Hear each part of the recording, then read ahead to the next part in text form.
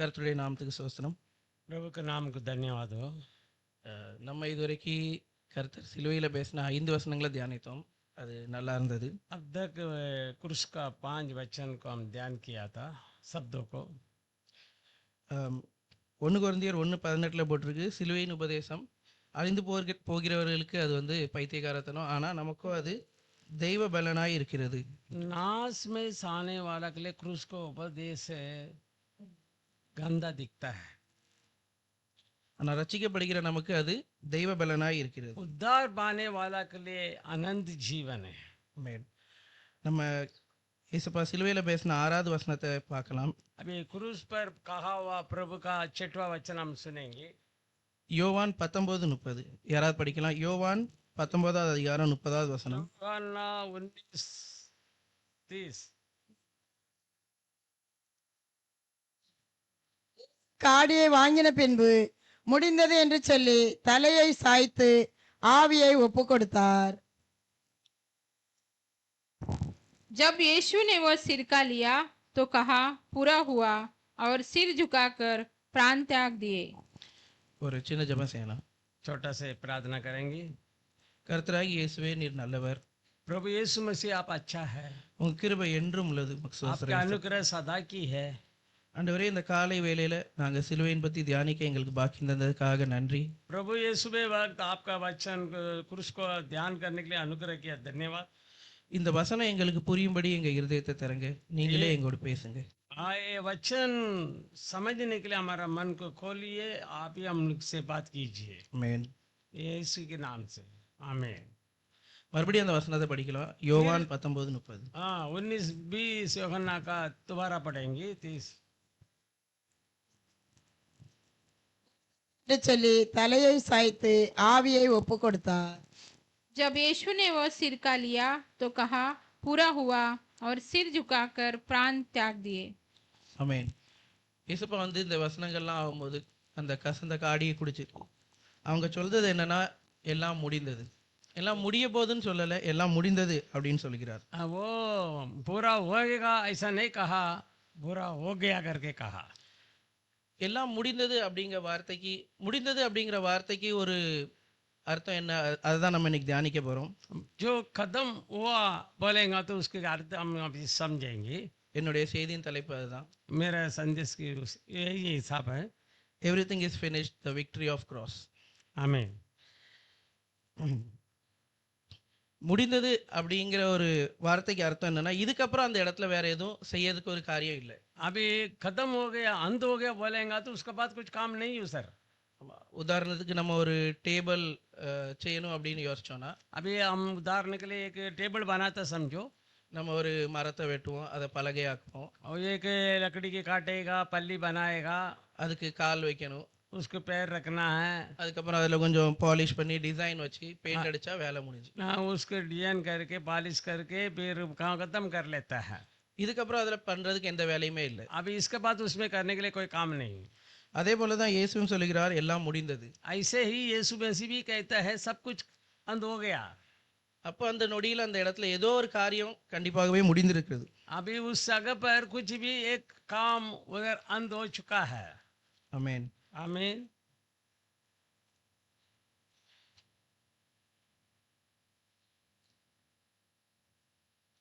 நம்ம பழைய ஏற்பாட்டில் பார்க்கும்போது ஆதியாகமத்தில் हम उत्पत्ति में हम देखता है ஆதாம் வந்து ஏசப்பா பூமியில் இருக்க எல்லா காரியங்களையும் படைத்ததுக்கு அப்புறம் ஆதாம் உண்டாக்குறார். भूमि में सब चीज बनाने के बाद प्रभु आदम को सृष्टि किया। ஆதாமுக்காக ஒரு துணை ஏவாள் உண்டாக்கிறார். आदम के लिए सहायता के लिए हवा को बना रहा है। அவருக்கு பூமியில் உள்ள எல்லா பொருள் மேலேயும் அதிகாரம் கொடுக்கப்படுகிறது. पावर का प्रभु का सारे सृष्टि के ऊपर उसका अधिकार दिया। ஆனால் ஒரே ஒரு கட்டளை இருக்காங்க, அந்த கட்டளையை ஆதாம் மீறிட்டார். एक ही आज्ञा दिया था, वो आज्ञा को तोड़ दिया। ஆமாம், அந்த கட்டளையை மீறினதுனால, ஆதாம் பாவம் செஞ்சதுனால இப்போ ஏதேன் தோட்டத்திலேருந்து அவரை வெளியேற்றிட்டாங்க. ये आज्ञा को तोड़ने के कारण आज ஏதோன் से बाहर करा दिया।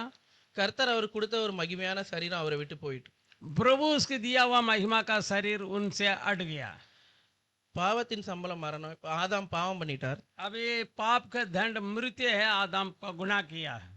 இப்போ ஆதாம் மூலியமாக எல்லா மனுக்குலமும் பாவத்துக்குள்ளாக இருக்கிறது. अबे आदम के द्वारा पूरा मनुष्य दंड मरण के अंदर है। ரோமர் 8ஆம் அதிகாரம் 22 23ல என்ன சொல்லியிருக்குன்னா, रोम 8:22-23 में क्या कहता है? எல்லா ஜீவராசியும் மனுஷரும் வேதனையில் இருக்கிறார்கள் என்று சொல்லியிருக்கு. सारे जीव सृष्टि वेदना में पड़ा है। ஆதாம் மூலியமாக பாவத்துக்குள்ள விழுந்த மனுக்குலம் எல்லா ஜீவராசிகளும் வேதனையில் இருக்கிறது. अबे आदम के द्वारा मनुष्य की संतान के द्वारा पूरा सृष्टि उनकी गुनाह के वास्ते वेदना में पड़ा है। கர்த்தருடைய அன்பு பெரியது. प्रभु का दया बड़ा है। கர்த்தர் நினைச்சிருந்தா அன்னைக்கே ஆதாம அழிச்சிருக்கலாம், புதுசா ஒரு மனுஷனை உண்டாக்கி இருக்கலாம். அவர் சர்வ வல்லமை உள்ள தேவன். क्योंकि प्रभु सर्वशक्तिमान प्रभु है, वो चाहता तो उसी दिन ही आदम को खत्म करके दूसरा आदम को बना सकता था। ஆனா அவருடைய அன்பு பெரியது. लेकिन उनकी प्रेम बड़ा है। ஆதாம் அவர் தள்ளவில்லை, அவர் ஏதேன் தோட்டத்தை விட்டு வெளியேற்றார்.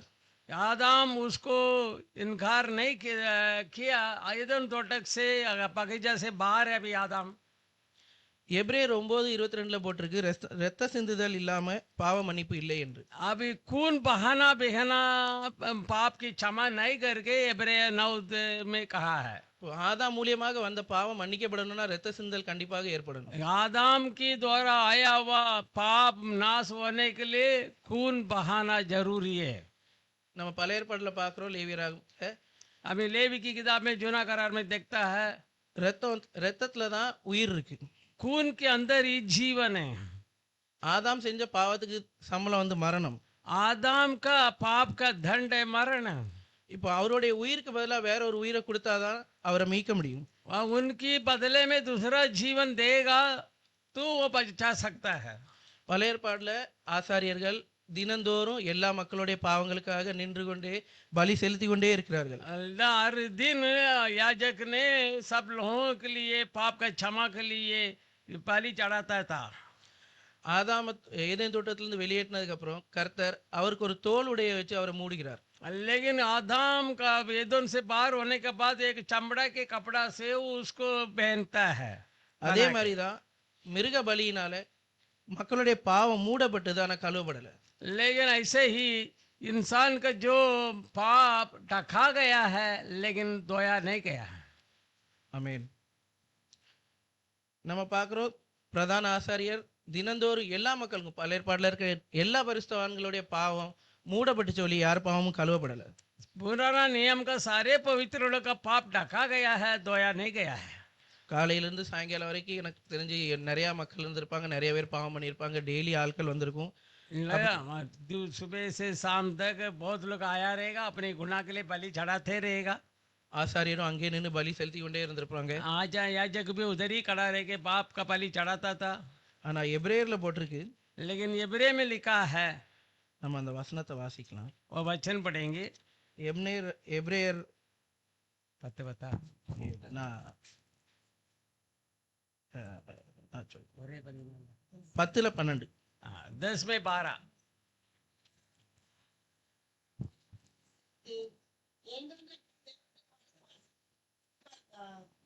परंतु यह व्यक्ति तो पापों के बदले एक ही बलिदान सर्वदा के लिए चढ़ाकर परमेश्वर के दाहिने जा बैठा। आमीन। கர்த்தர் ஒரே தாரம் மரித்தார். प्रभु एक ही बार मरा। அவருடைய மரணத்தினால மொத்த மனுக்குலத்தையும் மீட்டு கொண்டார்.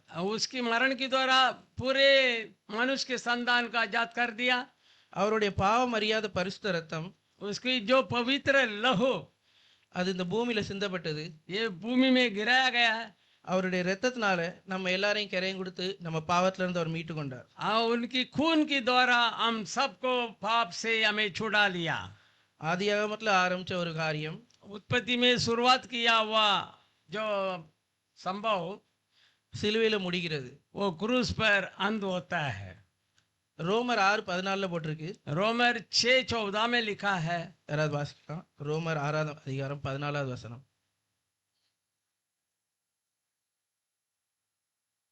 அதான் கிருபைக்கு கீழ்ப்பட்டு இருக்கிறபடியால் பாவம் உங்களை மேற்கொள்ள மாட்டாது. तब तुम पर पाप की प्रभुता न होगी, आमीन। क्योंकि तुम व्यवस्था के अधीन नहीं वरन अनुग्रह के अधीन हो। ஏன்? கர்த்தருடைய பரிசுத்த ரத்தம் நமக்காக சிந்தப்பட்டதுனால प्रभु के पवित्र लहू हमारे लिए बहाया गया, इसलिए நம்ம இப்போ கிருபைக்குள்ளா இருக்கிறோம். हम अनुग्रह के अंदर है। நம்ம மேல நியாய பிரமாணம் இல்லை. अभी हमारे ऊपर व्यवस्था नहीं है। அவருடைய அன்பு ரொம்ப பெரியது. उनकी प्रेम बड़ा है। கர்த்தரை ரொம்ப தூசிச்சாங்க, ரொம்ப அடிச்சாங்க சிலுவையில. प्रभु को बहुत निंदन किया, मार किया, अवमान किया। அவர் வெகு நேரம் அங்க பாடுபட்டார். बहुत समय वो तकलीफ उठाया। எவ்வளவு தூரம் நடந்து சென்றாருன்னு தெரியல. ரொம்ப தூரம் போயிருப்பாங்க. हाँ, इतना दूर चल के गया पता नहीं। அங்க நிறைய பேர் அவரை தூசிச்சு அவரை ஏசும்போது वो बहुत लोग उसको निंदन करके टट्टा करते समय நம்மளே யாராவது ஏசினா ரொம்ப சீக்கிரம் கோவம் வந்துடும். हमें हमारे ऊपर थोड़ा भी तो कोई कुछ निंदन करेगा तो गुस्सा आ जाता है। அவர் சர்வ வல்லமையுள்ள தேவன், वो सर्वशक्तिमान प्रभु है। அண்ட சராசரத்தையும் படைத்து ஆளுகிற தேவன். सब अंडा सरासर बड़ा बनाया प्रभु है। ஆனா நம்ம மேல உள்ள அன்பினால் वो हमारे ऊपर ऐसा प्रेम था, நமக்காக நம்ம சாக வேண்டிய இடத்துல நம்மளுடைய பாவத்தை அவர் ஏற்றுக்கொண்டு वो हम मरने के वो जगह पर प्रभु जाके वो जगह को ले लिया। ஆமென். हालेलुया। நான் ஒரு சின்ன என் லைஃப்ல நடந்த ஸ்டோரியை சொல்லி முடிக்க விரும்புகிறேன். हमें ये मेरे जीवन में वो एक संभव को मैं बोलना चाहता हूँ।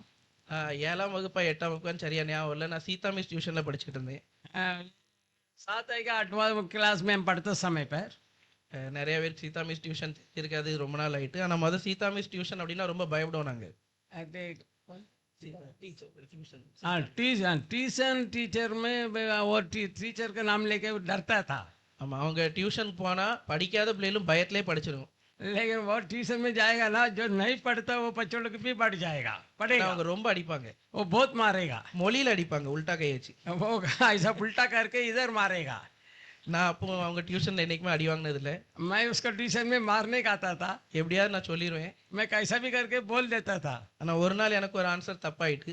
मैं एक दिन मेरा आंसर का गलत हो गया। டீச்சரோட பழக்கம் என்னன்னா எல்லார்ட்டையும் கேட்டு முடிச்சுட்டு கடைசியில் அடிப்பாங்க. टीचर को वो ऐसा आदत है, सब कुछ सुनने के बाद आखिरी में मारेगा। ஆமா, அப்போ எல்லாரும் என் முன்னாடி நிக்கவங்க அடி வாங்கும் போது எனக்கு பார்த்து ரொம்ப பயமா இருக்கு. मेरे आगे जब खड़ा है उन लोग मार खाता देख के मेरे को बहुत डर लगा। எல்லாரும் அவங்க அப்படின்னு அடி வாங்குறாங்க, அதை பார்க்கும் போதே ரொம்ப பயமா இருக்கு. நான் 5 அடி வாங்கணும். अभी सब लोग को 5 सब लोग को देख के मेरे को डर लगा, मेरे को भी 5 बार मारना है, मार खाना है। எனக்கு நான் அடி வாங்கக்கூடிய நேரம் வரும்போது मैं मार खाने का समय आया जब என் கூட படிக்க எனக்கு ஃப்ரெண்ட் இருந்தான், அலெக்ஸ் அப்படின்னு. मेरे साथ में एक मेरा दोस्त था। அவன் டீச்சர் சொன்னா நீங்க அவனை அடிக்காதீங்க, அவன் நல்லா படிக்க பையன் தான், அவன் சின்ன மிஸ்டேக் தானே பண்ணான் அப்படின்னு சொன்னான். हाँ, वो उसके लिए बात करने लगा, वो छोटा ही गुनाह किया, उसको नहीं मारना चाहिए। அப்போ டீச்சர் அப்போ நீ அடி வாங்கு அப்படின்னு. हाँ, अभी टीचर बोला तुम उसके लिए मार खाओ। அலெக்ஸும் எனக்காண்டி முன்னாடி போய் அடி வாங்கிட்டான். हाँ, वो भी जाके उसके लिए मार खा लिया। அப்போ நான் அவனை பார்க்கும்போது எனக்கு அவன் மேல இருக்க எனக்கு ரொம்ப கண்ணெல்லாம் கலங்கிட்டு. हाँ, उसके ऊपर मेरे को प्रेम और ज्यादा हो गया, मेरा हांग भी लाल हो गया, हिल गया। ஆமா, அலெக்ஸை பார்க்கும்போது எனக்காண்டி அவன் அடி வாங்கிட்டான் அப்படின்னு எனக்கு ரொம்ப அவன் மேல ஒரு பாசம் வந்துட்டு. हाँ, वो मेरे लिए मार खाया करके मेरे को बहुत प्यार आ गया। நான் உண்மைக்குமே வீட்டுக்கு வந்து யோசிச்சு பார்த்தேன். मैं घर में आके जरूर सोचा இதோட 1000 மடங்கு பெரிய விஷயம் ஏசப்பா நமக்கு செஞ்சது. कितने 1000 गुना पढ़ा प्रभु यीशु मसीह हमारे लिए किया है। அவருடைய அன்பு ரொம்ப பெரியது. उनकी प्रेम बड़ा है। ஆமென். हालेलुया।